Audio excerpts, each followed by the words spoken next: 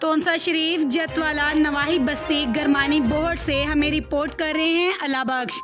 तोनसा शरीफ सैलाब की कैफियत बहुत ज़्यादा होने के बावजूद लोग बेयारो मददगार अपनी मदद आपके तहत सैलाब में डूबते लोगों को खुद रेस्क्यू कर रहे हैं।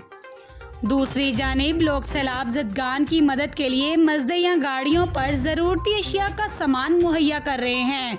भूख और प्यास के सताए लोगों ने ज़बरदस्ती गाड़ियों से खुद चीज़ें उठाने में मसरूफ़। मज़ीद जानिए इस वीडियो रिपोर्ट में।